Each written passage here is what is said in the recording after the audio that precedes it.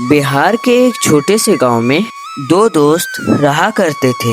एक का नाम था मदन और दूसरे का नाम था हरीश। उन दोनों की दोस्ती बचपन से ही थी। यार हरीश, जिंदगी में कुछ भी अच्छा नहीं चल रहा है। जहाँ से भी काम मांगने जाता हूँ कहीं ना कहीं से मना हो ही जाता है। समझ में नहीं आ रहा है क्या करूँ। अरे मदन, उसमें इतनी उदास होने की क्या बात है। तू मेरे साथ मेरे ठेले पर आ जाना। वैसे भी मुझे एक आदमी की ज़रूरत है, क्योंकि देख, कस्टमरों से बात करना, उनसे पैसे लेना और उनकी शिकायत सुनना मैं सब अकेले नहीं कर पाता हूँ।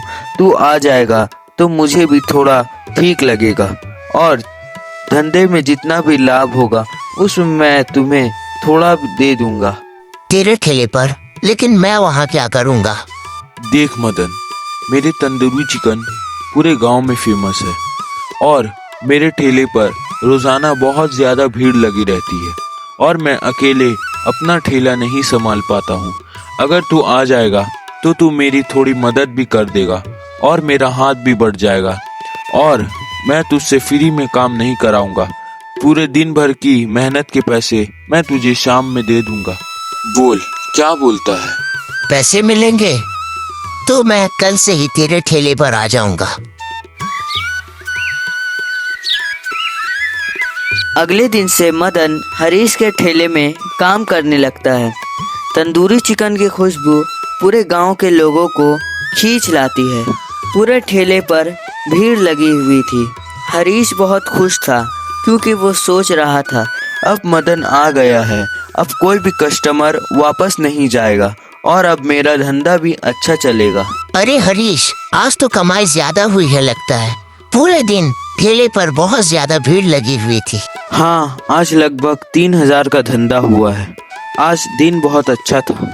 तो फिर मेरे हिस्से के पैसे मुझे दे दे। अरे भाई, तेरे मेहनत के तुझे 500 रुपए मिलेंगे। सिर्फ 500? 3000 की कमाई में तू मुझे सिर्फ 500 रुपए ही देगा? अरे मदन भाई, 3000 में से तेल, चिकन और ठेला का भाड़ा और कुछ तेल मसाले का निकाल दे। मुझे ज़्यादा नहीं बचता। मुझे सिर्फ 1000 रुपये बचा है, जिसमें से मैं तुझे सिर्फ 500 रुपये ही दे पाऊंगा। तो ठीक है, तेरी दुकान, तेरी मर्जी। मदन उस वक्त कुछ नहीं बोला, लेकिन उसके मन में लालच का बीज आहिस्ते आहिस्ते उगने लगा था। उस दिन मदन अपने घर में 3000 की कमाई में उसने मुझे सिर्फ 500 रुपए ही दिए। क्या मैं बेवकूफ हूँ जो उसके पास काम कर रहा हूँ? अगले दिन भी वैसा ही चलता है। पूरे ठेले पर कस्टमरों की भीड़ लगी हुई थी। हरीश खुशी खुशी अपना काम कर रहा था, लेकिन मदन के मन में कोई भारी योजना चल रही थी। अरे हरीश, आज तो और भी ज्यादा भीड़ थी। आज कितने की कमाई हुई है? आज तो और भी ज्यादा, 4000 से ऊपर की कमाई हुई है। आज ज्यादा बिक्री हुई है तो आज मेरा हिस्सा भी थोड़ा बढ़ा देना। देख भाई, मैं जितना देता हूँ उतना ही दे पाऊंगा, नहीं तो ठेला चलाना बहुत मुश्किल हो जाएगा। उस दिन मदन को सिर्फ 400 रुपये ही मिले, लेकिन मदन की नज़र अब पैसों पर नहीं बल्कि हरीश के ठेले पर थी। मदन कुछ दिन तो हरीश के ठेले पर चुपचाप काम करता है, लेकिन एक दिन मदन हरीश से कहता है, हरीश, अब मैं तेरे ठेले पर काम नहीं करूँगा। क्यों मदन भाई, मुझसे कोई गलती हुई है क्या? नहीं, बस मैं अब खुद से तंदूरी चिकन का ठेला खोलूंगा। तंदूरी चिकन का ठेला? लेकिन अभी तक तो तुझे तंदूरी चिकन बनाना भी नहीं आया, तो तू ठेला कैसे खोलेगा? तेरे साथ इतने दिन काम किया है, मैं अब सब सीख गया हूँ। अब मैं अकेले ही सब कुछ कर लूँगा। मदन अपने पुराने जोड़े हुए पैसे कुल 7000 रुपये निकाल लेता है और अपने लिए एक ठेला खरीद लेता है। अगले दिन से मदन भी हरीश के ठेले के सामने अपना ठेला लगा देता है, लेकिन बहुत देर बीत जाते हैं। हरीश के ठेले के पास कस्टमरों की भीड़ लगी हुई थी, लेकिन मदन का ठेला पूरा शांत था। सुबह से शाम तक सिर्फ कुछ ही प्लेट बिक पाई थी।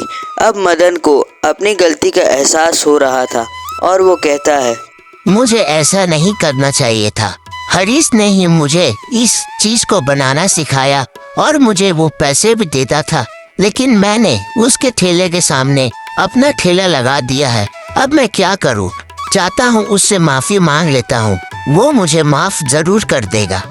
अरे हरीश, मुझसे बहुत बड़ी गलती हो गई है, मुझे ऐसा नहीं करना चाहिए था।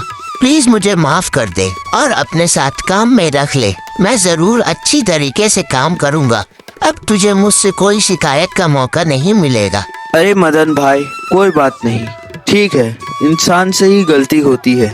तू आ जा, मेरे साथ ही काम कर। हरीश मदन को माफ कर देता है और उस दिन से वो दोनों खुशी खुशी अपने ठेले पर काम करने लगते हैं।